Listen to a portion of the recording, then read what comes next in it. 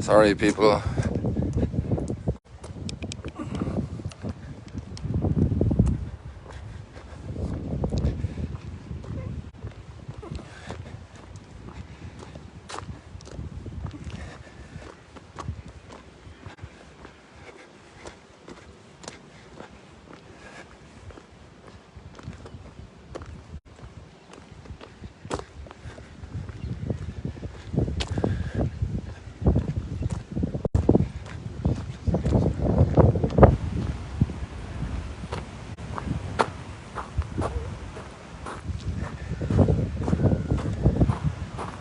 So today we experienced a big crash of paradise.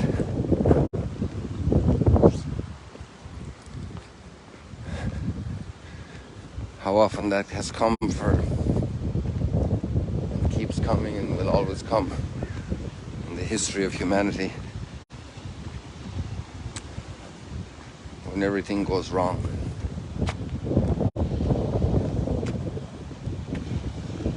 And one of the lights today is that this is clearly caused by ourselves.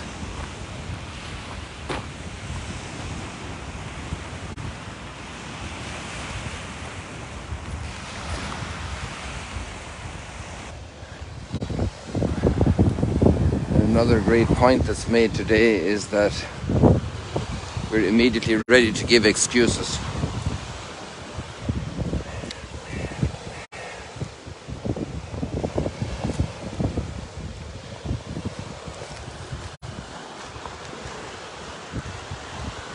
And to pass on the blame to others.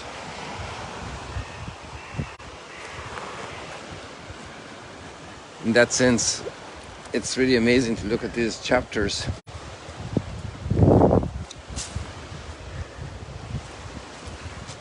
of Genesis, the first 3 chapters, how much they summarize the human condition in simple storytelling, capturing so much truth.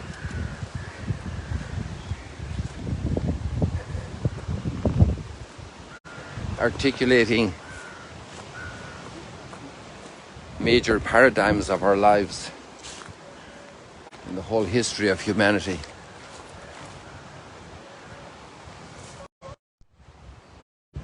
Looks like we're back again. We probably lost a bunch of people. I'm sorry. I had the Wi-Fi turned off, but for some reason it must have got triggered back on.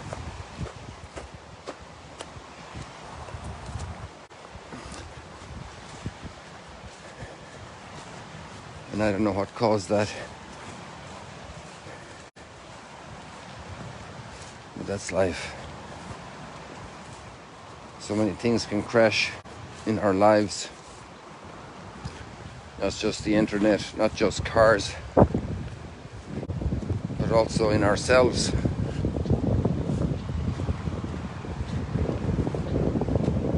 Until the ultimate crash when we die, which is also spoken to here.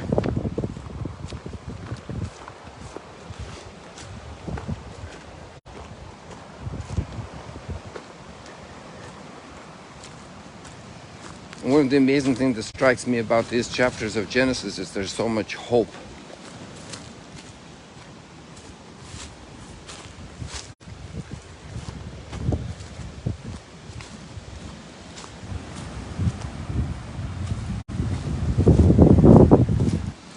That even at this time of worst crashing,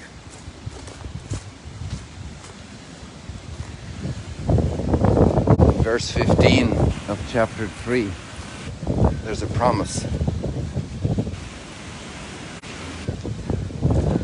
And because of the amount of hope it gives, it has been dubbed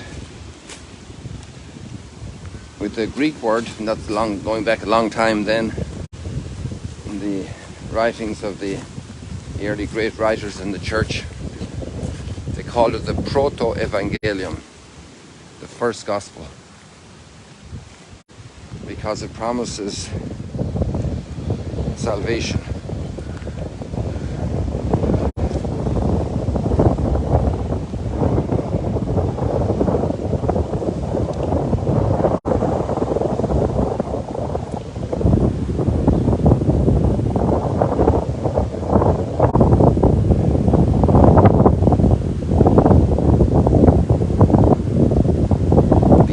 Between the serpent and the woman. Quack, quack, quack.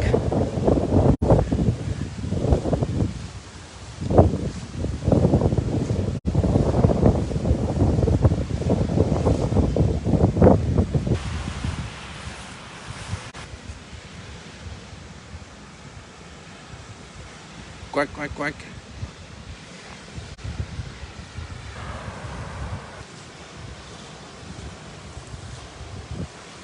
Quack, quack, quack, quack, quack. They're really getting big.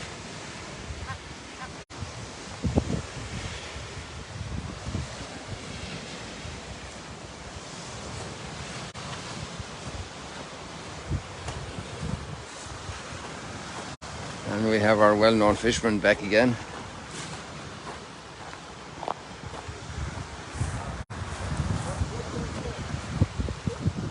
Boker, dobre jutro.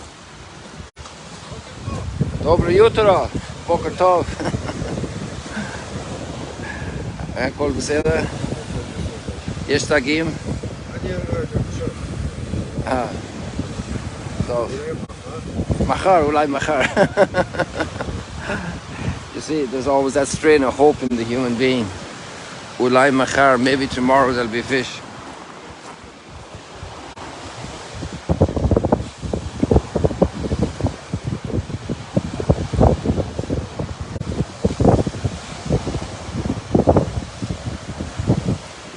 So that enmity between the serpent, representing personified evil, and humanity, he will strike at, I will put enmity between you and the woman, between your offspring and hers. He will strike at your head while you strike at his heel.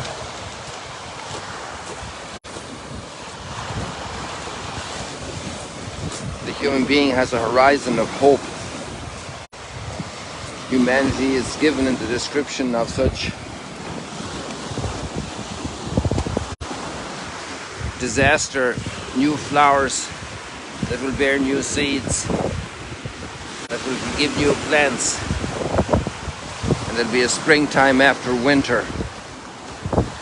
And we can say that also today. We can say it for the Ukraine, we can say it for the Russian people, we can say it for the drug addicts, we can say it for those imprisoned for crime, we can say it for those who have suffered terrible violence, aggression, murder. We can say it also for those who have fallen into terrible sin, that there's hope. There is hope, there is redemption. There is a final victory over evil, over death.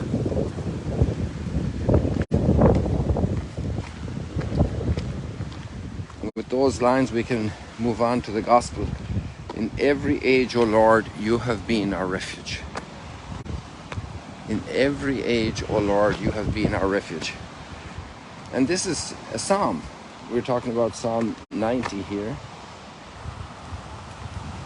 And that's verse 1. Before the mountains were begotten. And you see the moon up there in the middle of the screen, just above the mountain. And the earth and the world were brought forth. From everlasting to everlasting, you are God. It's interesting to watch this experience of the people coming through so much travail,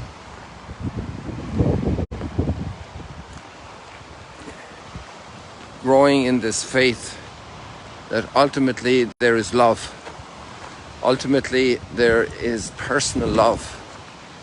I guess you couldn't have love without person behind it, right? It's the action of free will and heart and mind.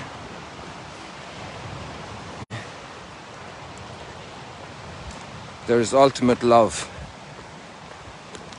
like the sunrise every morning.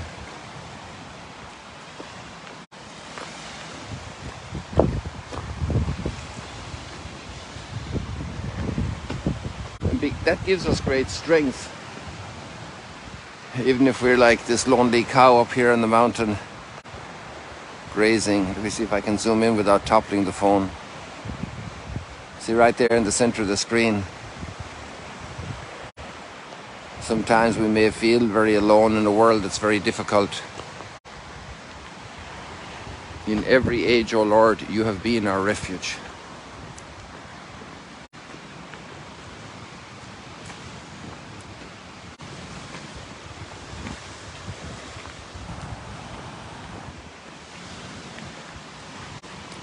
And layer upon layer of these foundations laid in these first chapters of Genesis and then continuing in later chapters of Genesis have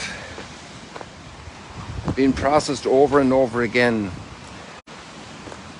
This phrase and that phrase from this text impacting other texts down the road of the history of God's people. Growing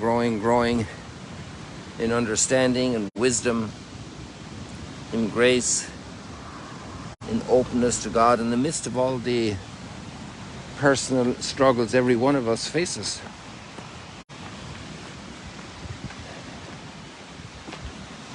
There's a loving God who created us out of pure love. His love is revealed. 2 days ago we had that divine will to create a suitable partner for Adam. The culminating of all the creation process.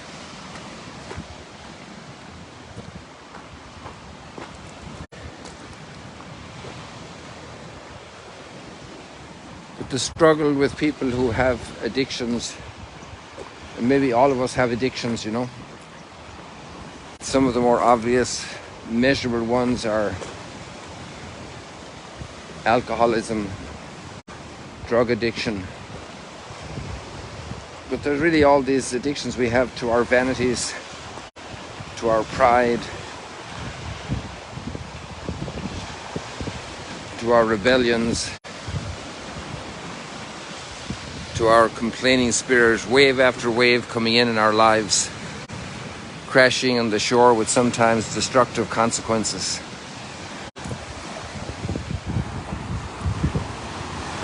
In every age, O Lord, you have been our refuge. We can start again. We can start over. We can be renewed.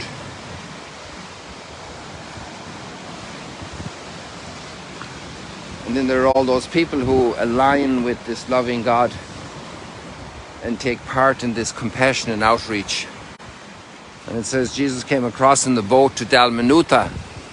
Some people, because also of some textual variants in the different copies, say that this is very probably Migdal Noon, Dalmanuta, Dal Migdal, Dal Noon, fish tower, Migdal Noon, Dalmanuta. So over to this side of the lake, just along up here. And he's filled with compassion for the crowd, and he wants to feed them.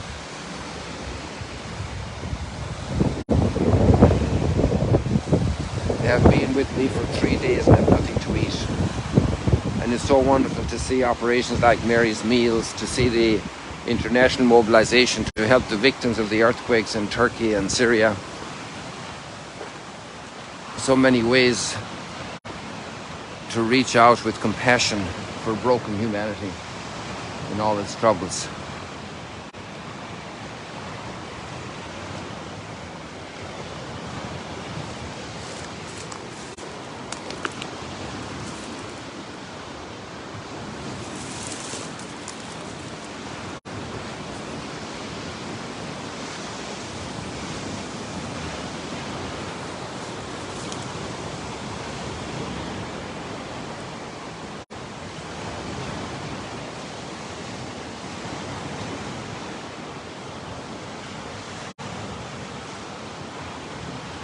God bless you. See you later, alligators.